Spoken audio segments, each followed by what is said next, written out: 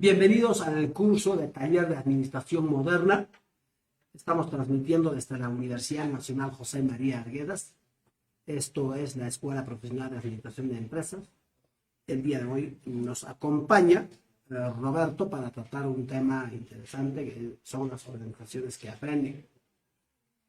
Quiero, de manera conceptual, ver el tema, ¿qué significan las organizaciones que aprenden? Fundamentalmente son organizaciones que no necesitan, que su personal no necesita impulsar, no necesita presionar, no necesita quizás obligar, sino son organizaciones que tienen personal que tiene el afán de querer aprender, el afán de superación. Hay una pasión de poder convivir dentro de una organización a las que nosotros llamamos organizaciones que aprenden. Pero el aprendizaje es todo un proceso. El aprendizaje debería ser, en un principio, de cada uno de los elementos en una organización, y a la vez también la organización debe impulsar en este proceso de aprendizaje. Hay muchas teorías, como la teoría Z, en la que, por ejemplo, ¿no?, los trabajadores entonces no necesitan tener jefes, no necesitan tener a alguien que esté observando, monitoreando, no necesitan quizás tal vez hacer un seguimiento, simplemente son colaboradores, trabajadores que ejecutan su actividad, su tarea de manera voluntaria porque hay una pasión de querer, ¿no?, impulsar esta organización. Bueno, gracias por el pase, Magíster Rinesco. Bueno, la palabra organizaciones que aprenden fue implementado en el año 1963, pero fue utilizado recién en los años 90, cuando pues las organizaciones sintieron el gran avance tecnológico y del avance de la globalización, ¿no? Un poco más complementando el concepto de las organizaciones que aprenden, pues no solo son organizaciones que se adaptan a los grandes cambios que puedan suceder, ya sean políticos, económicos o sociales, sino son organizaciones pues que crean, innovan y no pierden la competencia que ellos tienen ante las demás organizaciones. Bueno, tenemos dos tipos de aprendizaje de organizaciones que aprenden. El primero es el ciclo único y el segundo es el ciclo doble. El ciclo único se trata, por ejemplo, cuando una organización que produce gaseosas, la producción de gaseosas y la venta, pues identificar el problema, por ejemplo, la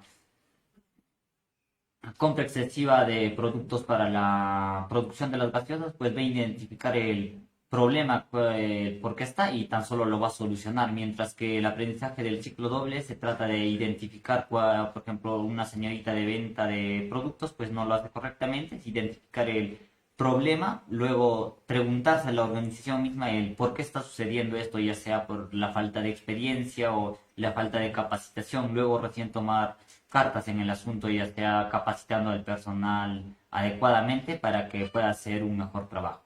Bueno, también tenemos 5 características principales. El primero es el liderazgo compartido. Esto nos quiere decir que la organización pues cuenta o contrata personas líderes, ya que la organización misma pues, por ejemplo, si se va a hacer un rubro de joyerías, pues trata de ser líder en el mercado que ellos están, ya sea en el mercado nacional o internacional. El segundo es la cultura de innovación, pues estas organizaciones que aprenden siempre están innovando para no quedarse atrás, siempre tratando de sacar productos nuevos, los cuales satisfacen a los consumidores que ellos tienen.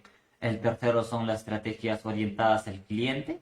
Bueno, en acá pues las organizaciones no solo venden a los clientes, sino buscan la manera adecuada de llegar a los clientes para luego volverlos en clientes potenciales o recurrentes de la organización. Luego tenemos el diseño organizacional orgánico. Esto quiere decir que la organización tiene que tener una estructura adecuada desde el interior. No solo se trata de que exista un gerente y pues trabajadores, sino que existe un gerente y los diferentes departamentos que se requieren para la organización.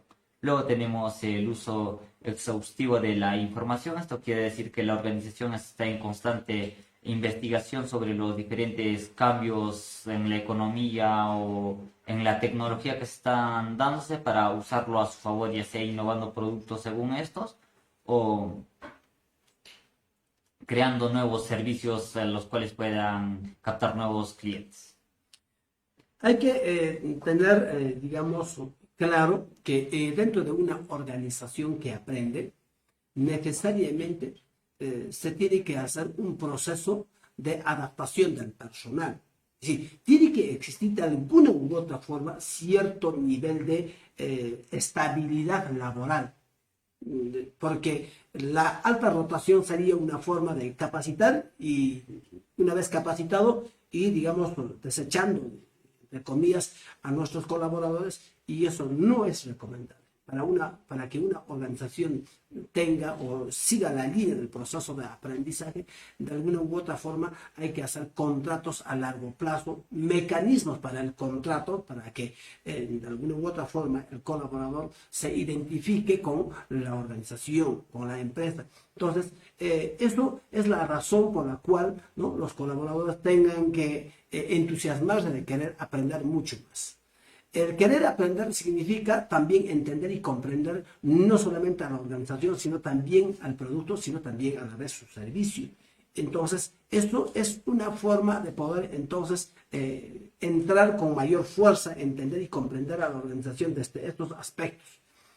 ¿Cuál es la ventaja para desarrollar una organización que aprende? Fundamentalmente, incrementa el conocimiento individual y grupal.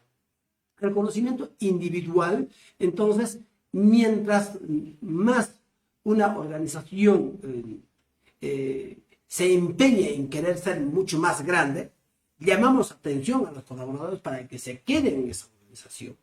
Buscar la forma de que el trabajador siga ascendiendo diferentes niveles, entonces hay un autocapacitación, hay una inversión personal para seguir aprendiendo, capacitándose, hacer sus estudios superiores, porque sabe muy bien que en esa organización podría seguir avanzando o creciendo o ascendiendo.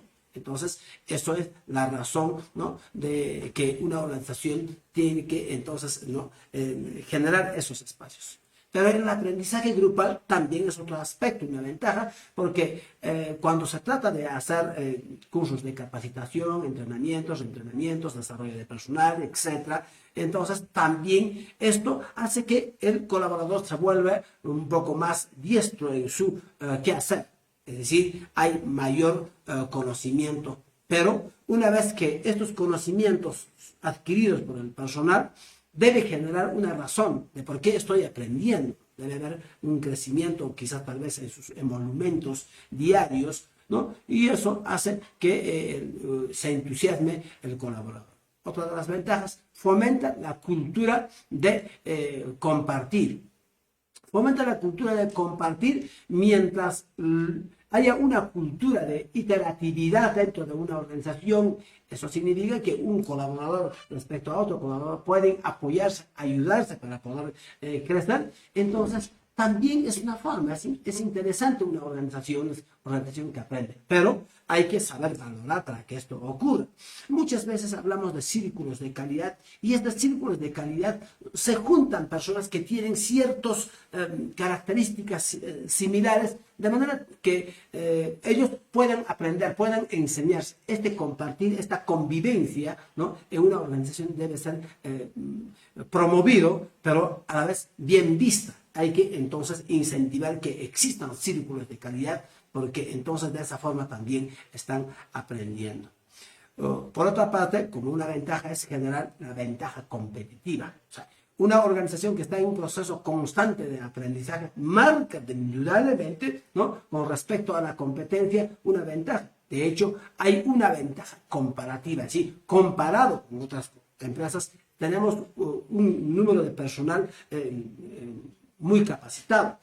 Esto ocurre como un ejemplo, quizás tal vez en las universidades, mientras los docentes en una universidad son mucho más capacitados y a la vez también se autocapacitan, se autoeducan. Entonces, ¿no?, el tema de estas organizaciones están en un proceso de aprendizaje constante, pero sin embargo se generan entonces oportunidades, se generan también, ¿no?, como una cuestión de motivación para que a partir de estos esfuerzos que hacen, ellos también podrían tener procesos de ascensos, ¿no es cierto? Podrían entonces inclusive ser ratificados, etc. Entonces, a estamos hablando de organizaciones que aprenden. Otra de las ventajas es que el aprendizaje en las organizaciones sucede en, ¿no?, rutinas cotidianas. Es decir, había que estar haciendo constantemente, frecuentemente, no solamente invirtiendo, a la vez también motivando, pero a la vez también monitoreando. Porque entonces, si es que una organización, ¿no?, tiene personal que está capacitándose, pero ¿en qué se está capacitando? Entonces, es mejor de alguna u otra forma, ¿no?, que estas capacitaciones estén, ¿no?, con que puedan generar, digamos, beneficio o rentabilidad en las organizaciones y no estén quizás tal vez capacitándose en otros temas que no tengan que ver, ¿no?, con el accionar de la organización. Bien, les agradecemos infinitamente por estar con nosotros.